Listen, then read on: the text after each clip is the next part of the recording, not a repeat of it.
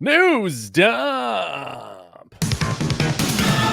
Welcome into our second dump of the week. Consider this Mac and Goo's Speaker Box, The Love Below, Outcast split album. I would consider myself Andre 3000, you big boy. Oh, come on. There's no insult That was a there. layup.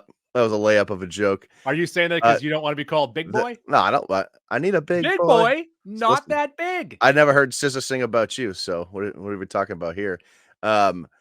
This is a very special news dump because the Oscar noms dropped in between our two dumps this week. And Goo, I prefer to call this our week or fiber. You know, just really championing fiber for those of you that don't have enough of it in your diet. I don't think I have enough of it in my diet. That's another New Year's resolution: intake more fiber. So let's get to our Oscar stuff in but 1 second. But like I said, this is Mac's news dump. Mine was earlier in the week, so Mac picked the topics for this one. And the first thing that he wants to talk about is the New Hampshire primary. What are we doing here, Mac? Yeah, I've always been known to talk politics on the podcast. Once again, I am the word. It's not classically trained. That's not the word I'm going for, but that's the image I'd like to invoke for the listeners. I went to school. It was a double major, history and political science. I love American politics. I love the history of it. I love all of that. But the major thing that comes with that, at least for most people in this lane, in that lane, at a certain point, you learn when studying this that you don't give a fuck about what someone else thinks. So why should you impress upon them your thoughts? You know, you think what you think, you believe what you believe.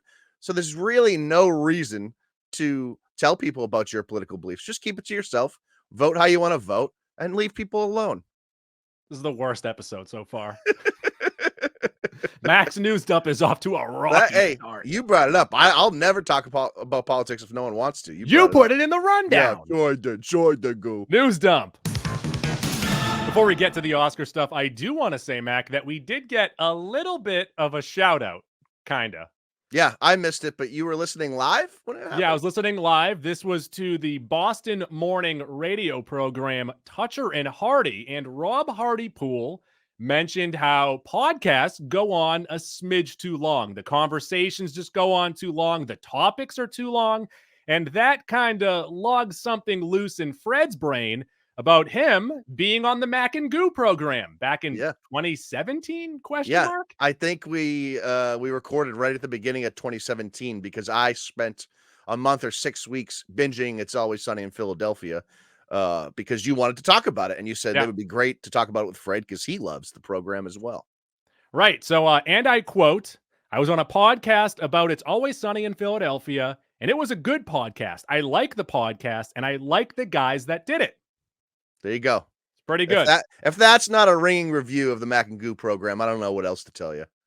I don't remember who did it, but I do recall we're getting 45 minutes here, and I don't really have much else to say. Yeah, I think we did 10 rounds or 8 rounds, the three of us. I want to say 8. It was either 8 or 10, but yeah, we got close to 30-ish episodes, and eventually, yes, we did run out of stuff to talk about, but that's actually short for a draft episode, if we're being honest. We actually shortened it up for him. Yeah, we didn't want to keep him too long, knowing how Fred reacts to things, so credit to us. But also credit to him, and credit to us as well. So let's do a little ring around credit real quick, Mac. Okay.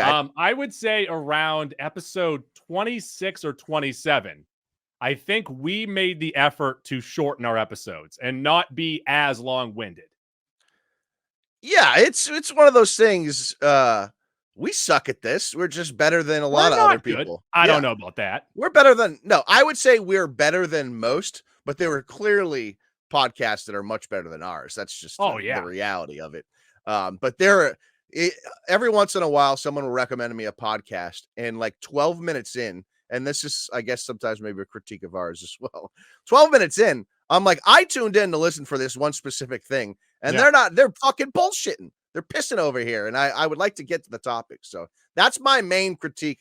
I go on as long as you want about the main topic, but when you start 10, 12, 15, one of the podcasts I listen to, Goo, is the Midnight Boys from The Ringer, because they often overlap with the things that we talk about. So I like hearing a different perspective. A lot of times I turn the episode off before they even get there because 15 minutes in, they haven't even Why don't you begun just skip to the discussing the topic? topic. Why don't you just No, skip to it? no, they don't deserve that. They don't deserve that. Just skip to the topic. It's Nope, really that simple. they don't deserve that. Talk about it or I'm out. Don't do that for us, guys. News dump.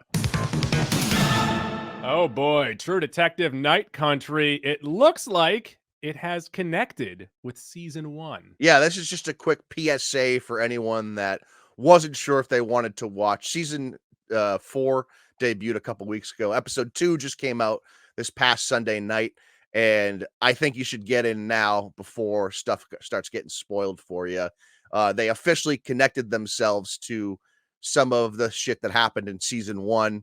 And on top of that, the setting alone is very creepy. I think it's going to be a great season of television. News dump. Oscar Noms. They came out this week, and I know a lot of people are just losing their minds on social media. The big snub that everyone seems to be very upset about. 2 snubs, as a matter of fact. Greta Gerwig, Margot Robbie, Barbie. Yeah, we'll get to that in a second, Goo. I got it itemized here, so bury the lead for a few, but that is, and I think there's a lot of validity to that argument. Goo, Oppenheimer becomes just the 11th film of all time to reach 13 nominations, which Baker's dozen. I believe that's the maximum now allowed because the original max was 14 that only 3 films have ever gotten to, but they changed they combined 2 of the categories into one in 2021, so you'll never see another film get to 14. So by Oscar standards, this is a top 15 movie of all time. Could a movie be nominated for Best Picture and Best Animated Picture? Yeah, maybe that would be the 14th, right? So that could be 14th. Yeah, like yeah. Space Jam. Space Jam is both animated and live action. So I suppose 14 is still possible, but only 3 have ever done it. So leading the way, obviously, Oppenheimer with 13. Poor Things got 11. Maybe we're going to have to see that before the Oscars. No, we'll see it. I'll see it. Killers of the Flower Moon in 3rd with 10. Barbie had 8. Maestro had 7. And then we had 4 films get 5 nominations. The Holdovers, American Fiction, Zone of Interest, and Anatomy of a Fall. So with that, Goo, we'll get into the Barbie stuff. Barbie was nominated for Best Picture, as they nominate 10 pictures. So pretty much all the ones that should as be they nominate every picture should get there. But on top of the Barbie snubs, Goo, Across the Spider-Verse didn't get a nomination for Best Picture. And in years we are nominating 10 movies, which becomes the norm now. How does Spider-Verse not get a nomination? I know that this kind of goes against what the topic is here, but I don't care. I understand that you do not care, but there should be a space in the 10 best movies of the year for the best animated movie of the year. And some might argue this is number 2. Nominate them both. There are definitely movies on this list that have no chance of winning Best Picture. So you might as well toss it up like they nominated Black Panther, 5 years ago, 6 years ago. You might as well toss the softball up to the animated film. That's how I feel about it. Goo, when it comes to Robbie, we talked about it then, and I think even you would agree as someone who didn't love Barbie the way I did, or borderline loved it. Margot Robbie fully deserved a nomination for Best Actress. That movie doesn't work without her performance. The issue, though, is that there's only 5 nominations. I understand that, but when you look at those nominations, I think there's a clear top 2. She very well fits in right there at 3 or 4. You know what's weird? And once again, keep in mind, I don't care. But, like what you like. That's my main thing. But I don't think that Barbie deserves to be nominated for Best Picture. But I think Greta Gerwig deserves to be nominated for Best Director. I agree with you. Is that weird? No. So hear me out. It deserved an acting and a directing nomination, not Best Picture nomination. I fully agree with you on that. Yeah. It's no one would ever think Barbie is going to win Best Picture. This was just maybe them throwing them a bone, like I just talked about. Spider-Verse didn't get it. Barbie did because Gerwig and Robbie. Because the team obviously deserves credit for pulling that off. Yeah, the two things is number one, Gerwig, however it's pronounced, having that vision and seeing it through, and then Robbie acting as well as anyone could have to make that role happen. That's the two takeaways. Not that Barbie's the greatest movie ever. Your two takeaways According is to the you said actress that and the Dua director. Lipa could have played the lead role in that movie. She could do anything she wants to do. She's Well, a you very just talented woman. you went against yourself right there. Also, Goo, no nomination for Leo for Killers of the Flower Moon, and I'm not totally upset about it because I think he was third best in the movie. Yeah, I agree. But the other two did get nominated: Lily Gladstone and what's his name, Bobby D. So that's fine. But Goo, the big thing with Robbie not getting nominated is they fucking nominated American Ferrera for Best Supporting Actress. Yeah. So what are we doing with that? What the fuck are we doing with that? How does that make sense? Like, I'm also fine with Gosling getting the nom for Best Supporting Actor. And he's actually, if you look at the favorites on DraftKings, he's number 2. He's not just behind. He's behind RDJ, who's well ahead of everybody. But, yeah, he's gonna win. Gosling is number 2 there. America Ferrera, I don't know why. And maybe it's just a thin pool for supporting actress. I didn't really think about it that hard. Does that have to do with it? I don't know. I'm sure. And also, everyone in the supporting actress, they have no chance. Yeah, no, that's true as well. Goo, I just like, it's amazing. And Ryan Gosling's reaction said it all at the Globes. But I'm Just Ken winning Best Original Song from a movie over the Billie Eilish song, and him getting nominated and not Margot Robbie is like exactly what that movie's about. So you're almost proving the movie's value. Look at Mac over there. Look at Beta Mac. Classic. It's just funny. Of course it worked out that way. It's exactly what the movie lays out. So whatever. I think that's an all-time snub, Robbie not getting nominated, because that's one of the 2 roles that this year is going to be remembered for. Goo. Yes. A couple of firsts here. There's more firsts in this, but this is pretty notable. Oppenheimer, Cillian Murphy, and Emily Blunt both nominated for the first time. Them being first-time nominees is surprising. Actually, Cillian Murphy makes sense to me. Like, you could have said maybe as a supporting somewhere, but can't put my finger on it. Yeah, he's just such a good actor that you would have thought he would have got it already. Mm-hmm. So that's surprising. Same goes for Emily Blunt as well. Goo, Anatomy of a Fall, which is a lot of people saying the best movie of the year, and is nominated for Best Picture, did not get a nomination for Best International Picture because fucking France submitted a different movie. Apparently, there's a rule that the countries can only submit one, and they backed a movie called Taste of Things instead. Oh, so that was delicious. Interesting development. Yeah. I also, another thing about Barbie here, Goo, is this, yes, was announced a couple weeks ago, but it gets an adapted screenplay nomination and not an original screenplay nomination. And everyone's like, oh, the characters existed, the characters existed. Sure, but the story, the screenplay, is based off nothing. It's completely made up. I think it's just because they were trying to fit as many movies into those 2, and they're like, we can kind of make this rule for Barbie. But then on the other side, they should have flipped these 2. Maestro gets nominated for Best Original Screenplay, and it's about an actual guy that actually lived. The story's there. That's not original. That's adapted. But it's the first time it's been told. Same for Barbie, Goo. Same for Barbie. Barbie, it's me. So that's one of those things. That's a full Michael Scott. Explain it to me like I'm 5, because I don't get it. That makes no sense. A tough hit for the Goo here and his background. Is it tough, or have I said several times I don't know? And there's only so many good animated movies every year. No TMNT nominated for Best Animated. The only reason why I would care about this at all is obviously being nominated for an Oscar would almost guarantee its trilogy, as opposed to if it comes out with the second one and it's not very good and it doesn't make a lot of money, maybe they can it like they can the last TMNT series. Mm-hmm. But this franchise also makes most of their money off of merch. True. So I'm not even sure how much ticket sales matter. Yeah. Fair enough, Goo. Fair enough. One final note here on the Oscars. I don't think I skipped anything I had down here. I thought it was really interesting, and there's a great reaction video out there.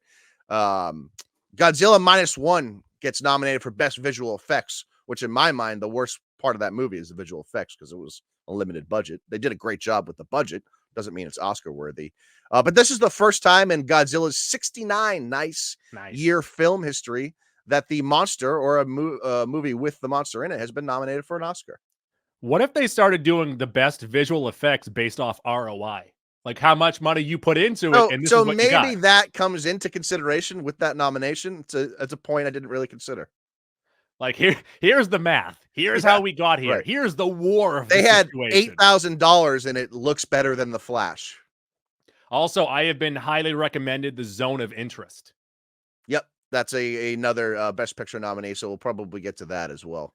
Yeah, it's about a German family just outside of a Holocaust camp. I heard the sound mixing is impeccable. Ooh, so if you're an audiophile, that'll be a movie for you. That's all I want, man. News up.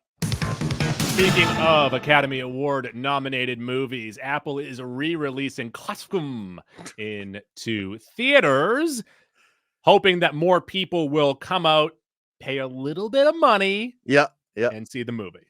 So this is obviously piggybacking off its 10 Oscar nominations. They're hoping to make a little bit more money. But I also think I've finally figured out what theater movies need to be. And this is one of them. This is a really hard movie to consume at home for 3.5 hours with like minimizing distractions. Like when you go to the theater, you're able to consume it in and out and you're not distracted by anything.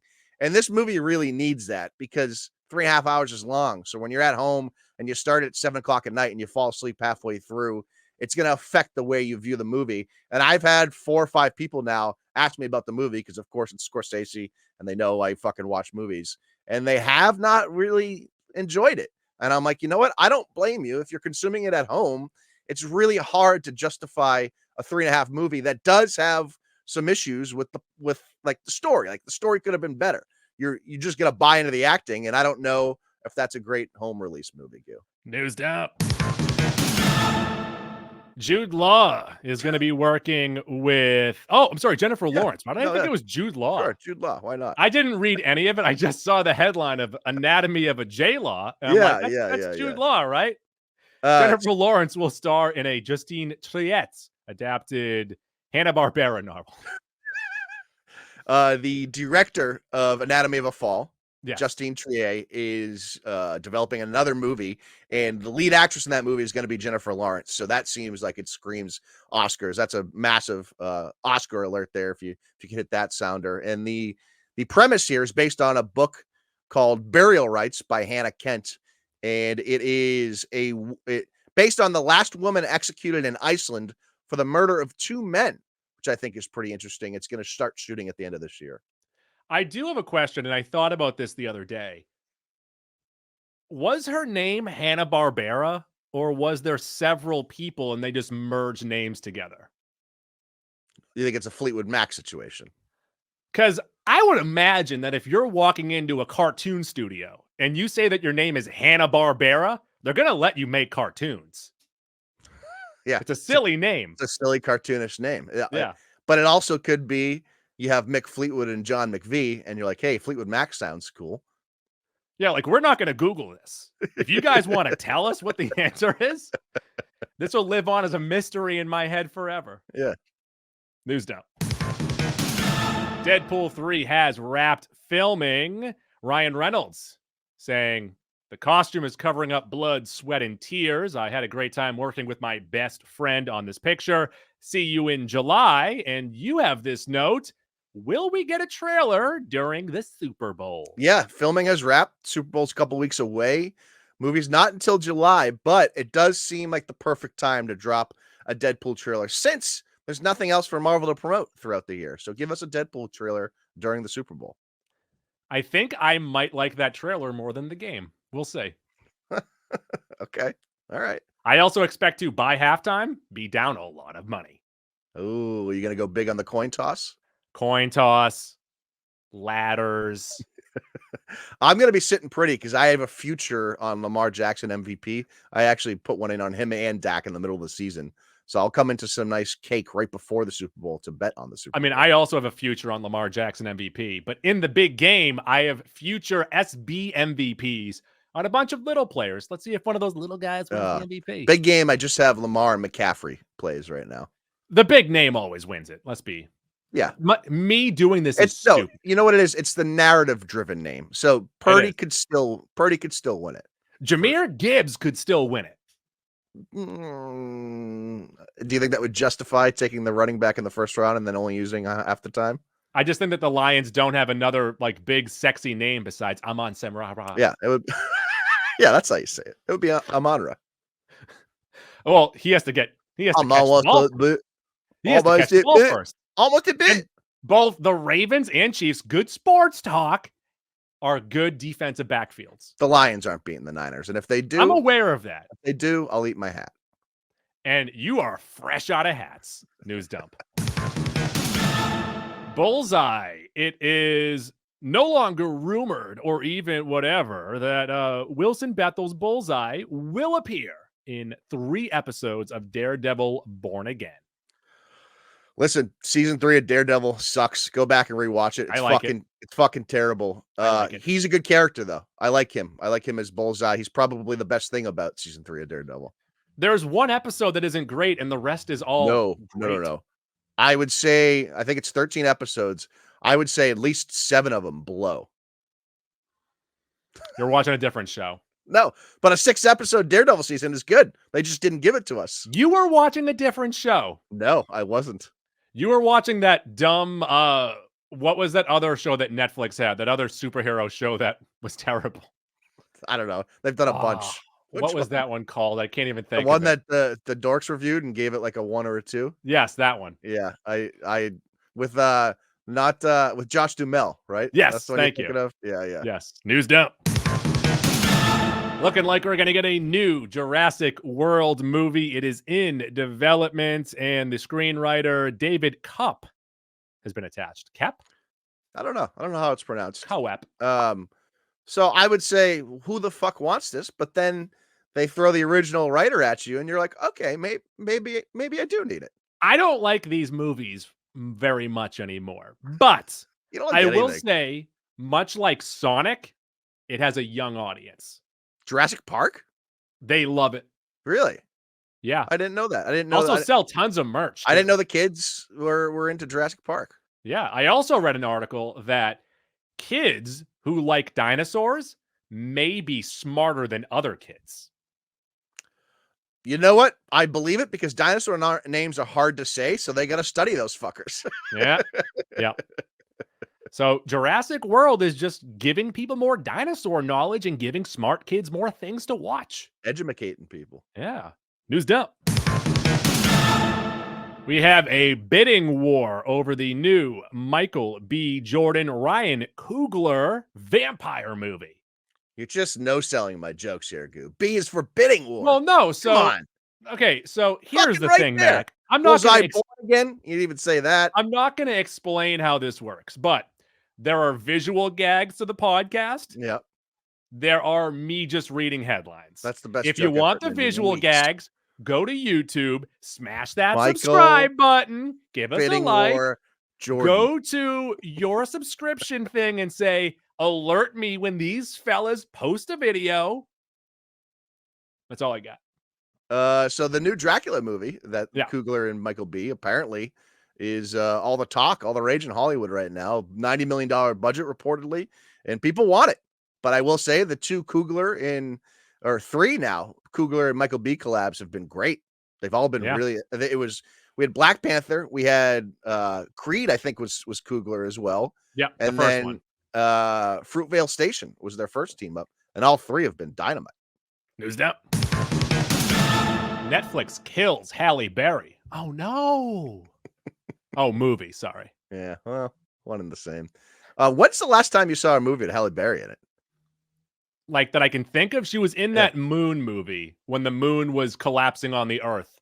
I don't know what that one is. Who is the disaster movie guy who makes like Independence Day? Is that Emmerich? No, he made The Day After Tomorrow. Yeah. So there's a Moon movie. Roland Emmerich. I just said Emmerich. Yeah, it came to me the first. Okay, so she was in the movie. The moon is crashing into the Earth. Okay, I think the last time I saw her was Days of Future Past. John Wick 3. Oh, good call. Good call. That's the last time I saw him. You're right. You're right about that. Netflix has fully shot this movie. This movie is done, and they're completely scrapping it, and apparently now shopping it, hoping someone will buy it because they don't want to release it. Could you imagine how bad Netflix doesn't want to? Yeah. how bad a movie is. If Netflix paid for it, it's done. You just got to edit it into whatever you want. And it's so bad that they don't want it. They're saying this is never going to hit the light of day. Netflix has released the same Ryan Reynolds movie 6 times, and they won't put this out. I don't get it. It's amazing. News dump. Speaking of Netflix, they have acquired WWE's Monday Night Raw. Yeah, I don't watch wrestling anymore. You never really watched wrestling.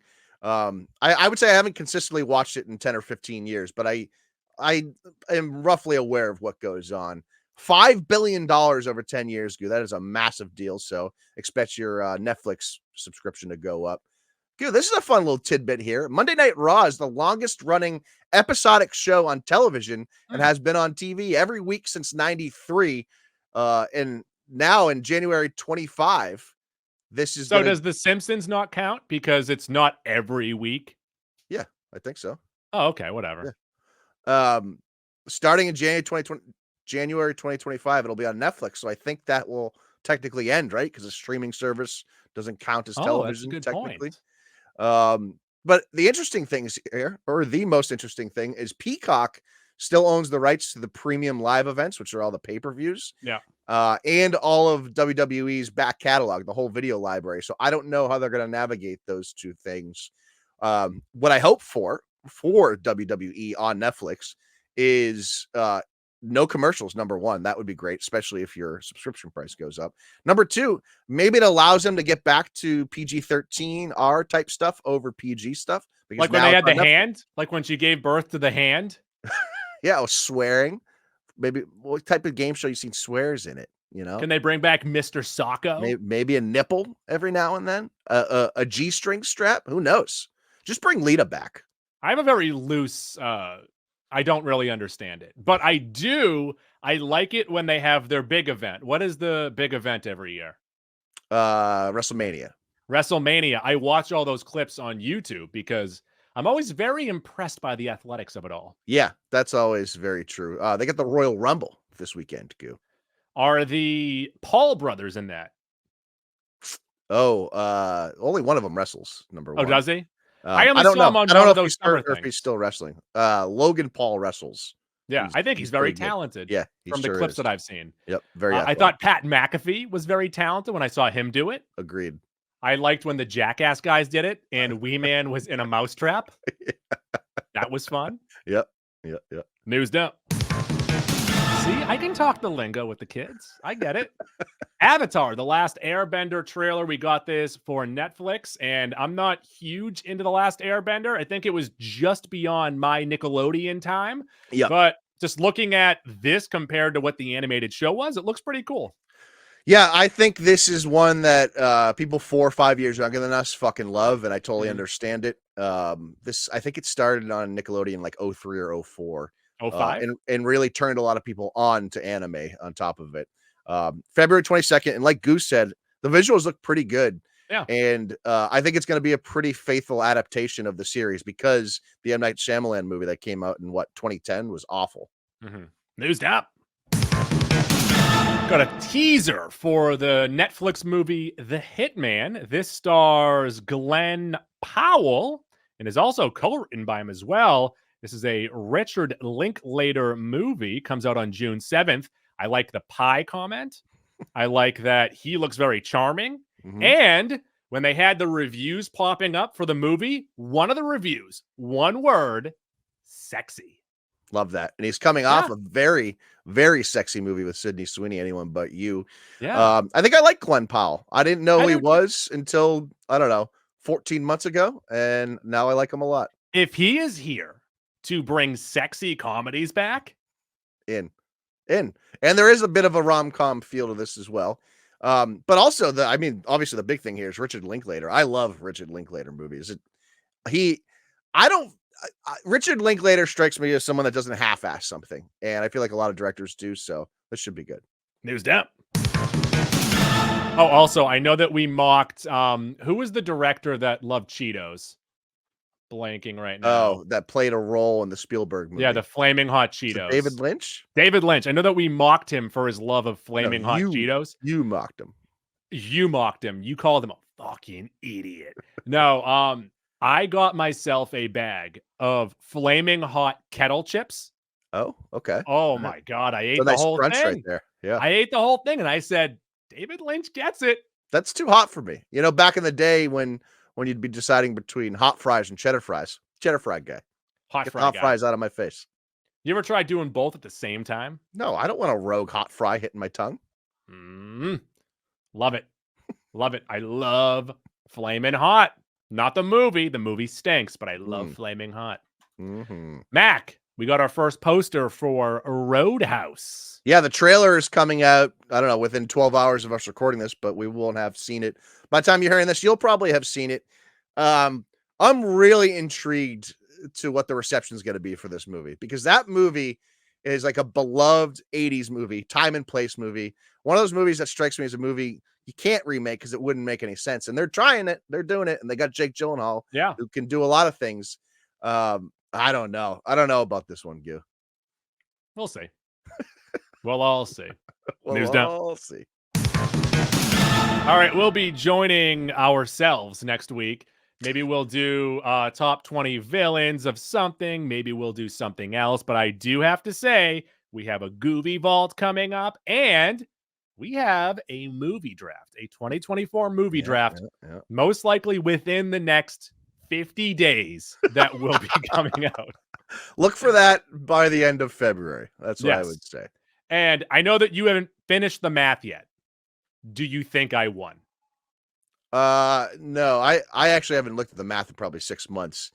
I don't think I had a chance to win because Dune got pushed, but I had a couple hits for low movies. I feel like off the top of my head, Keith might have one, but I don't think you had a chance. You know what I have to do is I have to post, I think, October, November, December, best movie of the month. I think we need those final 5 for the. Okay. I'll get to the math over the next couple weeks. And I'll put those up over the next couple of weeks. How about I that? think about it almost like every Saturday around 2:00. And I say, this is not a good time to post a poll. Fuck it. Do it live. Do one each of the next 3 Saturdays. Really confuse people. I want to do it during the week. News dump.